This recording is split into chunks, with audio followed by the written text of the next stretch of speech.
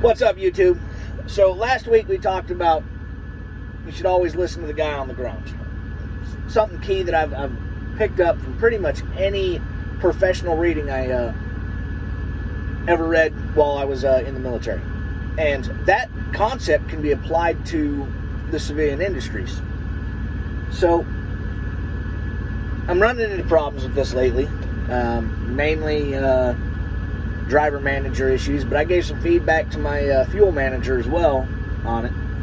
You know, fuel managers sending out messages, hey, we need to get fuel compliance up. We need to get fuel compliance up. So I sent them a little feedback.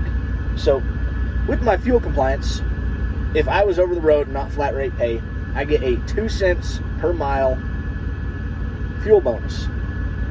And a lot of companies run a system like this. So 2 cents a mile, if you average 10,000 miles a month, that gives you an extra $200 a month, which is, it's not chump change.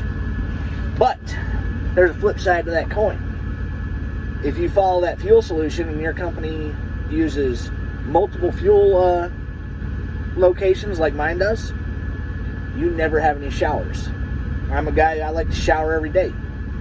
So that $200 actually nets me a negative $250, because in order to shower every day and not have unlimited shower credits, that's $450 a month.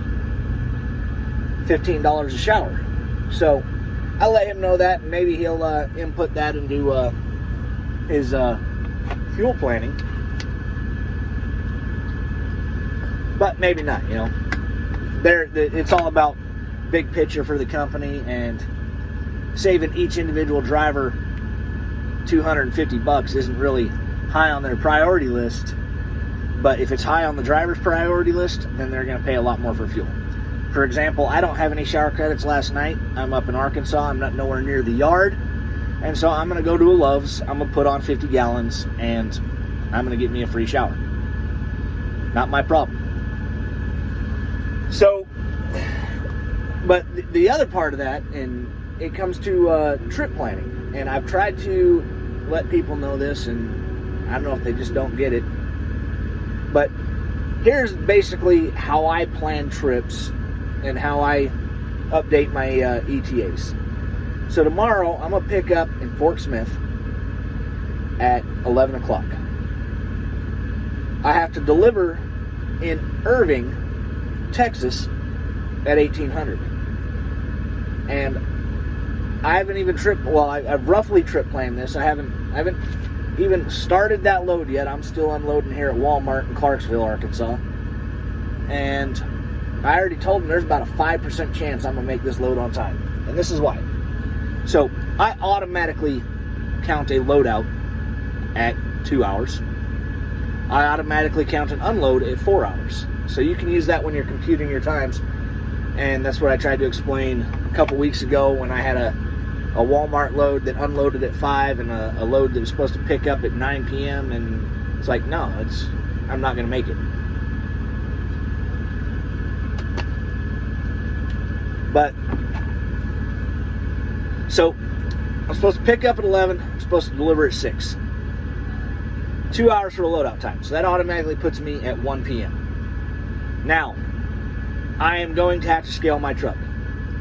It's pretty heavy load. A lot of guys say, oh, I just estimated I go off the air gauge. No, if I'm crossing a state border, I know a weigh station is going to be open somewhere, and I'm going to scale my truck. So that's automatically a half an hour right there. Well, about 15 minutes, but I always add a half an hour for it. So now that puts me at 1:30 before I start rolling. Figured out the mileage.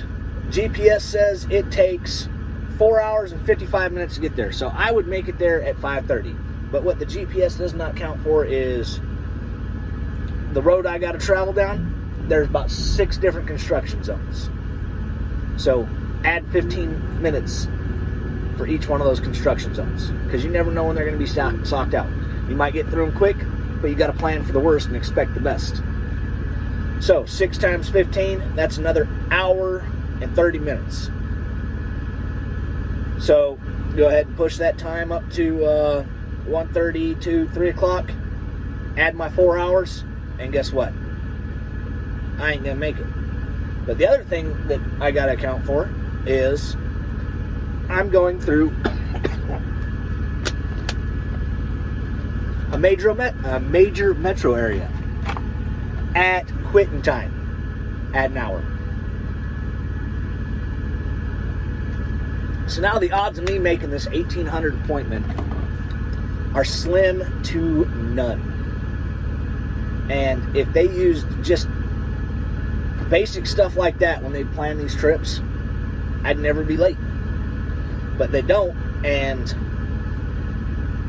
I've been late or had an appointment canceled at least once a week for the last 3 months.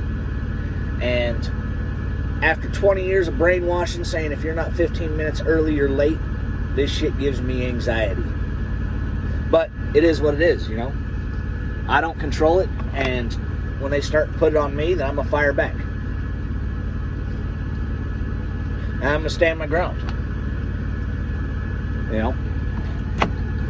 When you leave zero margin for error in a business, in logistics, you will have error every time. So that's just a little bit of food for thought. Besides that, not a whole lot going on, just moving freight. Wife was on the truck last week.